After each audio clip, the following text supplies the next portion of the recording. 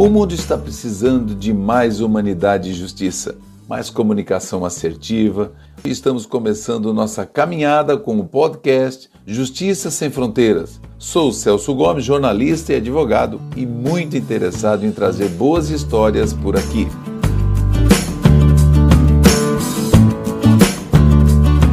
Hoje nós vamos conversar com o advogado Luiz Gomes.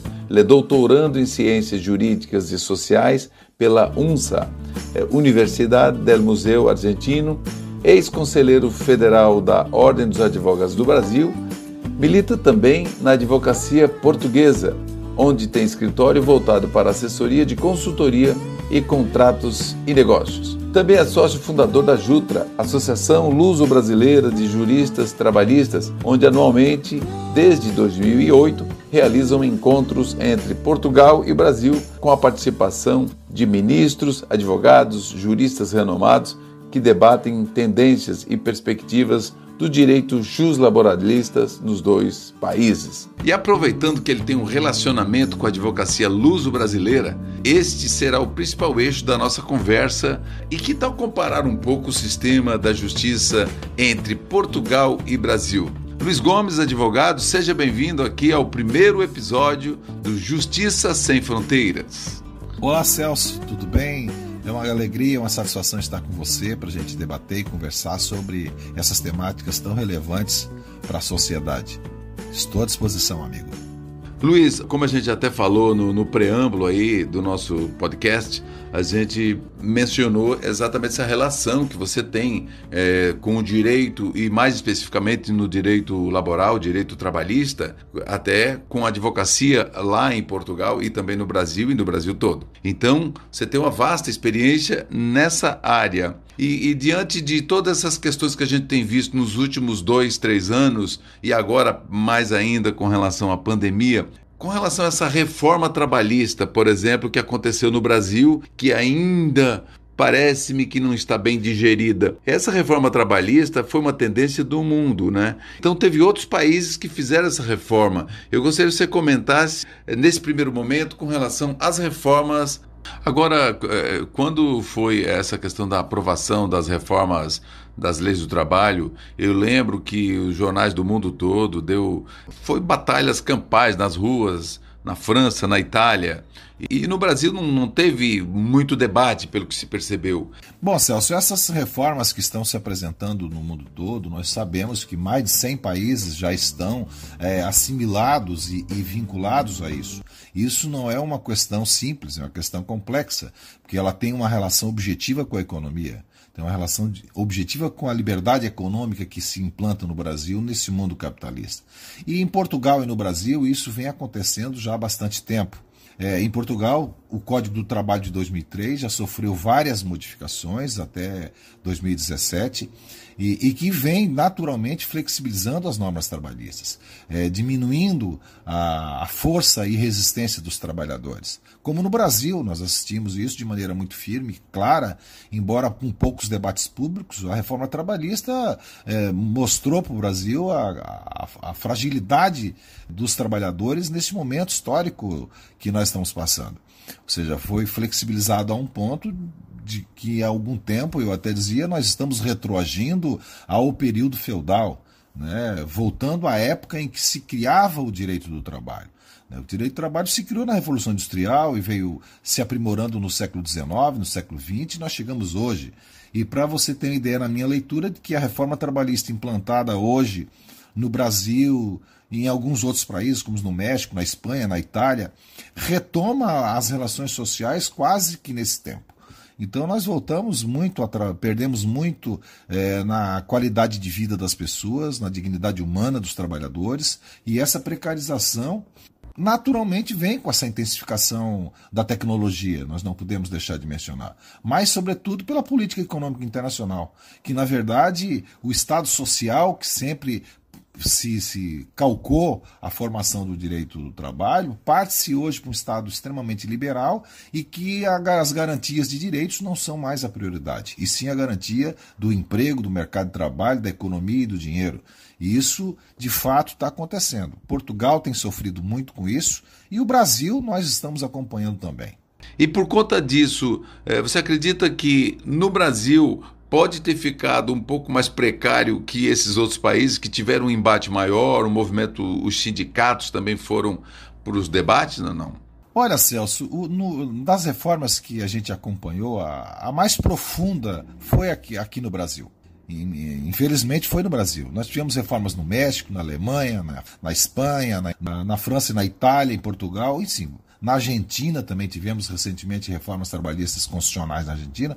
Em todos esses, o que mais foi atingido no Brasil, o Brasil foi o que mais sofreu nas restrições dos direitos sociais, porque, sobretudo, tolheu e praticamente minou todo o trabalho de organização social sindical dos trabalhadores. Ou seja, as organizações sindicais, que eram a força mais importante de resistência às mudanças legislativas, foram minadas hoje. O sindicato não tem mais recurso, não tem mais capacidade política, e isso fragiliza os trabalhadores. E eu te digo isso porque aqui no Brasil ficou patente e bastante forte a ideia de que o negociado se sobrepõe ao legislado, que é o artigo 618 da CLT.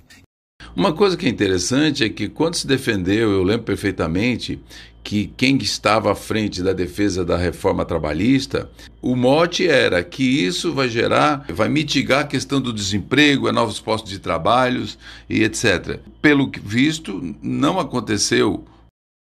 Além da lei, se você tem um trabalhador sem força organizacional para fazer qualquer tipo de enfrentamento num debate, a desigualdade de armas, a desigualdade de disputa para poder prevalecer o acordo sobre a lei ficou muito ruim. Porque o trabalhador nunca vai ter condições de fazer alguma coisa para que o empregador respeite.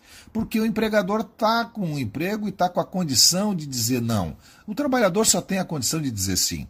Portanto, a ampliação da fragilidade no Brasil ficou muito maior. E esse é o grande problema, eu creio, um dos grandes problemas, porque os trabalhadores ficaram à mercê hoje da força patronal. Quer dizer, não tem mais a força de resistência, que era o que dava o certo equilíbrio quando nós íamos discutir um dissídio coletivo. Quer dizer, o sindicato organizado tinha força de pressão para poder o empresário recuar um pouco, ceder aqui e acolá. Hoje já não há, porque a lei já estabeleceu diminuição de direitos e o acordo do negociado sobre o legislado vai liquidar com muito mais direitos. Então eu vejo isso com muita preocupação. O direito do trabalho é um direito que vem sofrendo paulatinamente diminuições, e eu acho que agora está acentuado de uma maneira muito grave, que eu percebo que essa mudança de paradigma, inclusive, tem sido uma rotina na justiça do trabalho, no direito do trabalho, e que há que se pensar e se preocupar com essa nova interpretação dos direitos sociais. Esse é um ponto que eu acho que tem que ser levantado. Bem, agora a questão do trabalho degradante, por exemplo, é uma das coisas que talvez seja uma consequência do enfraquecimento, do afrouxamento das fiscalizações, né? Hoje os auditores fiscais do trabalho, eles praticamente estão manietados para fazer o seu trabalho. Então, o que pode se estar acontecendo é exatamente tá aí nos campos o trabalho degradante e nas cidades também, né? Então, agora, qual a tendência do direito do trabalho, vamos fazer um panorama tipo na Europa e no mundo, ou seja, incluindo esses países que adotam essa postura neoliberal capitalista? Foi, Celso, mas assim, tudo isso foi discutido, foi apresentado resistência, apresentado discussões sobre isso, mas a linha da reforma que chegou no Congresso Nacional, ela chegou sem nenhum debate, sem nenhuma consulta às centrais sindicais, aos trabalhadores, foi um atendimento às exigências internacionais do capital, exclusivamente. Foi colocado que isso era o entrave para os investimentos internacionais na economia brasileira, como foi dito isso em Portugal, no México e nos outros países, de que a grande gama de direitos sociais impedia as empresas de fazer investimentos porque custava caro. Esse era o argumento. E aí o argumento do reformista era de que se diminuir os custos sociais do trabalhador, vai melhorar a possibilidade de investimento das empresas e com isso vai gerar 6 milhões de emprego no Brasil. Foi isso que disse na época o deputado. O que acontece? Isso é uma enganação, uma absurda, e eu dizia já isso à época. Não, o problema do custo do dinheiro, do custo da empresa no seu dia a dia não é propriamente os direitos sociais, que resultam em 10, 20% do capital produzido. O que resulta numa grande influência, e isso se nega verdadeiramente pelo sistema, é a reforma tributária, ou seja, nós temos no Brasil hoje a maior carga tributária do mundo. E não é o direito social do trabalhador que interfere na economia propriamente, é a carga tributária. E aí essa alegação de que a culpa é do trabalhador é porque é mais fácil culpar o mais fraco, o que não tem condições de rebater, né? E eu dizia isso, né? Então eu acho que nós temos que parar, a sociedade precisa parar para analisar que essa discussão é um pouco mais profunda. É um pouco mais profunda. Não se pode colocar a culpa no trabalhador ou nos direitos sociais. Até porque essa linha de raciocínio, todos os países, mais de 180 países que subscrevem as convenções da OIT, que são filiados à ONU, tem lá, desde a Declaração de 1948 dos Direitos Humanos, de que a dignidade humana, o valor social do trabalho, essa defesa mínima da vida digna, é condição de viver em sociedade. Ou seja, isso os países subscreveram. Tem tratados internacionais para isso, tem convenções e tratados para isso. E não é isso que se percebeu com as reformas feitas pelo mundo afora. Ou seja, se colocou como base da prioridade apenas o emprego, não o emprego, na verdade, nem o emprego foi. O argumento foi o emprego, foi a questão econômica puramente. E esquecendo que atrás de toda a cadeia econômica existem pessoas que precisam ter vida digna, que precisam ter o trabalho digno, que precisam ter um mínimo de condições de saúde para poder desenvolver o seu trabalho, e é essa a finalidade principal do direito social do trabalho, quer dizer, a garantia da dignidade humana. E isso não vem acontecendo com essa tendência internacional. Esse é um debate que tem sido feito em todos os lugares, e eu tenho feito algumas discussões sobre isso, sobre as maneiras de enfrentamento disso, que nós até podemos falar mais à frente, que é o papel importante do hermeneuta, ou seja, o papel importante do intérprete do direito, do aplicador da lei. Este é um ponto importante que precisa ser enfrentado nas discussões, que ultrapassa a lei. Não é falta de lei, talvez está faltando o cumprimento de leis. Logicamente que a Carta Magna, que é a Constituição Federal de 1988, essa sim que é o grande norte e cujo guardião é o próprio Supremo Tribunal Federal, o STF. Olha, Celso, a minha concepção muito clara é que nós precisamos ter um mundo mais humanizado, precisamos ter um mundo mais fraterno, precisamos ter um pouco mais de solidariedade, precisamos de ter mais do que coisas, precisamos ter sentimentos. E nessa toada, nessa caminhada que vem acontecendo nos últimos 20 anos no mundo, é de que as pessoas não são mais importantes, as coisas são mais importantes. Então nós começamos a perceber a coisificação das pessoas. Então você não é um ser humano que merece dignidade e tal. Você é uma coisa que por acaso você tem a mão de obra, eu vou lhe pagar, e eu não quero saber se você vai morrer no trabalho, se você vai morrer fora do trabalho, se você não tem vida fora do trabalho. Ou seja, você é apenas a sua força de trabalho e encerra-se ali. Não há uma preocupação social. Essa tendência, na nossa visão, que já se discute nas cátedras das universidades pelo mundo afora, que é o grande papel que nós precisamos ter, Celso, nesse momento dessa quadra histórica do mundo, que é o papel hoje do hermeneuta, do intérprete do direito do trabalho.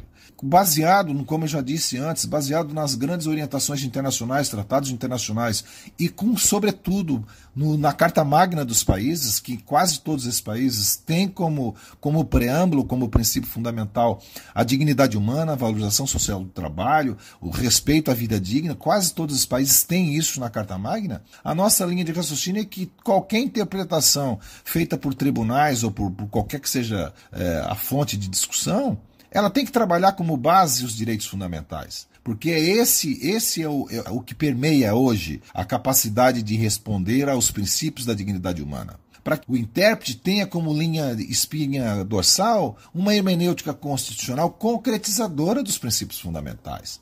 E esse papel o judiciário pode fazer, os advogados podem fazer. Eu costumo dizer em algumas oportunidades de que o advogado, mais do que tudo, precisa constitucionalizar suas petições trabalhistas, especialmente trabalhistas, porque a base da interpretação da norma brasileira e de qualquer país que tem uma Constituição democrática é ela o parâmetro da interpretação. Então nós precisamos forçar que nas petições, nos julgamentos, a análise dos princípios fundamentais, que são cláusulas pétreas das Constituições, sejam respeitadas. E as leis que atropelem a dignidade humana, que levem o trabalhador à condição análoga à de escravo e que colocam o trabalhador numa condição de trabalho insalubre de maneira vil a ponto de causar-lhe o risco de morte, isso tem que ser sobreposto pelos direitos fundamentais. Então, na minha linha de raciocínio, a expectativa que me move é de que os intérpretes de todas as ordens e os líderes sociais, sindicais e até mesmo políticos devem ter isso como premissa para a aplicação dos direitos sociais, independente da lei infraconstitucional. Então, essa reforma trabalhista e todo esse ambiente de mudança internacional, eu não vou dizer que não tinha que ter algumas flexibilizações. Acho que era necessário algumas flexibilizações, mas parada dentro dos princípios internacionais da defesa da dignidade humana, dos direitos humanos, e aí vem a interpretação jurídica para que isso seja respeitado mesmo com as reformas. Então a única esperança que eu tenho para esse momento é de que os intérpretes, os aplicadores, os estudiosos, os legisladores saibam que isso é cláusula pétrea e que é espinha dorsal que forma as leis infraconstitucionais. Quando nós discutirmos isso e aplicarmos isso, o Tribunal Superior do Trabalho, um juiz do trabalho de primeiro grau em qualquer lugar aqui em Portugal, ele pode aplicar a Constituição Federal, dizendo que vale a dignidade humana estabelecida na Constituição Federal e nenhum outro ponto pode ser manchado nessa direção. Que, inclusive, a própria economia, no artigo 170 da Constituição Federal e do 193 da nossa Constituição Federal, estabelece a ordem econômica deve primar pelo valor social do trabalho e a dignidade humana. Ou seja, a própria Constituição estabelece que a economia precisa ter como base o respeito à dignidade humana. Acho que tem lei para isso, que é a Constituição Federal. Está faltando um pouco de consciência dos atores, sejam trabalhadores, empresários, juízes, advogados, no sentido de fazer valer os princípios fundamentais que assegurem uma vida mais digna e que nós possamos voltar a valorizar as pessoas em detrimento das coisas. Esta é a regra e a minha expectativa nessa seara de interpretação do direito do trabalho. No dia 11 de março deste ano de 2020, a Organização Mundial da Saúde ela declarou pandemia por conta do coronavírus, né, da Covid-19, e aí dali para frente o mundo deu uma virada de 160, as pessoas tiveram que se repensar, a economia repensou, deu um freio geral para todo mundo teve que repensar, olhar para o lado, teve gente que estava tendo que reconhecer a própria família que já não conseguia mais enxergar no meio dessa correria toda do mundo, nessa loucura. Diante disso, a tecnologia, ela fortaleceu, logicamente que foi o meio que as pessoas tiveram para se comunicar, interagir, negociar, trabalhar. E como que você vê, a partir desse fato, né, da declaração lá da OMS, essas ferramentas de comunicação e a influência disso nas relações sociais? Você acha que tem alguma relação, Luiz? Celso, tem de maneira muito objetiva. Porque nós não podemos esquecer que todas essas comunicações tecnológicas que nós estamos fazendo agora, por exemplo, ela atrás dela tem todo um escopo capital, econômico. Então essa tecnologia também tem dono, essa tecnologia também tem economia atrás dela.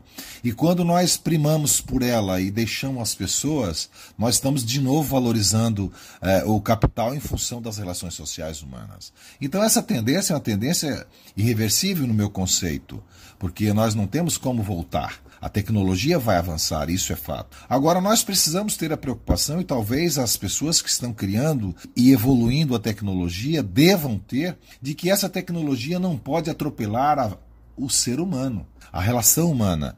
Nós percebemos, voltando um pouquinho para as relações de trabalho, de que hoje o teletrabalho, o home office e todas essas questões dos tribunais em audiências telepresenciais, processo é processo eletrônico, vai aumentando a distância entre um juiz e o jurisdicionado. Ou seja, a ponto de que a análise de um direito é apenas a leitura de uma letra, não se tem mais a análise do fato de acordo com as coisas acontecem.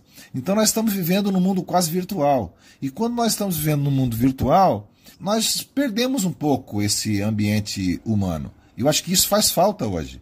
E a pandemia trouxe isso para demonstrar de uma maneira muito firme que o isolamento nos obrigou a ter relacionamento minimamente com a família, que já era complicado com a tecnologia antes da pandemia. Agora a gente, pelo menos com a família, nós somos obrigados a estar vivendo todo dia, e isso é muito importante e válido. Mas o resto da sociedade não se comunica, não interage.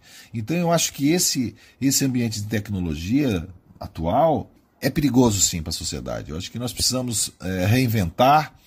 Não só a advocacia está se reinventando, porque nós precisamos advogar, precisamos peticionar e tem que ser tudo pela via eletrônica. Essa readaptação ela é necessária, obviamente, mas nós não podemos esquecer de uma readaptação do ponto de vista da convivência social, que o Brasil e o mundo precisam.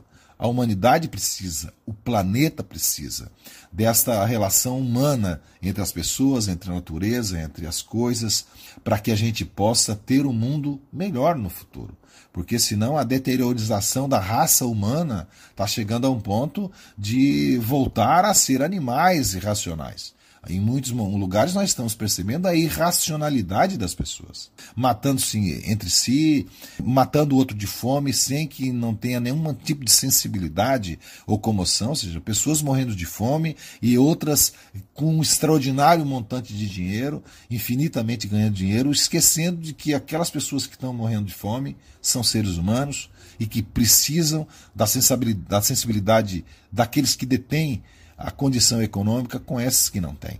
Esse é um problema humanitário e eu espero e torço e trabalho e penso para que a gente possa fazer com que isso aconteça no mundo todo. É um desafio muito grande para a humanidade, para as pessoas humanas. Estou dizendo pessoas humanas, porque existem muitas pessoas no mundo de hoje que são irracionais, ou seja, cegaram e infelizmente é o que nós estamos assistindo. Eu lamento tudo isso porque a humanidade está se deteriorando quando chega nesse caminho. Eu espero que mude. Essa é a minha esperança, Celso. Bom, e esse tema sobre a questão da tecnologia, as relações sociais e diante da pandemia e uma série de perspectivas de negócios, etc., eu acho que é um tema que ele rende um podcast muito rico, inclusive, com relação a isso, né? Porque quando a gente fala do home office, quando a gente fala do teletrabalho, quando a gente fala dos negócios via redes, existem vários pontos positivos e negativos, a gente não resta dúvida disso, né? Agora, logicamente, que ninguém pode e ninguém deve esquecer que é um ser humano e que precisa ter esse respeito para com os seres humanos. E uma coisa que também é muito recorrente é a questão que precisa trabalhar, a questão da saúde mental.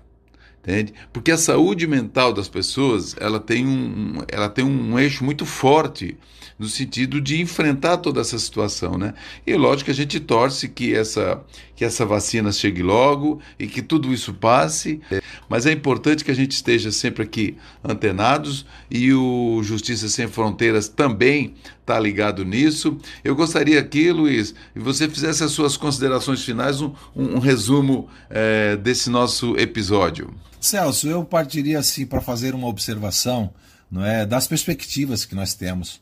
Essa perspectiva de criar instrumentos de solidariedade nas operações de gestão, de justiça administrativa, política, criar esse instrumento de solidariedade humana. Essa questão da sobrevivência individual e coletiva precisa ser mais humanizada.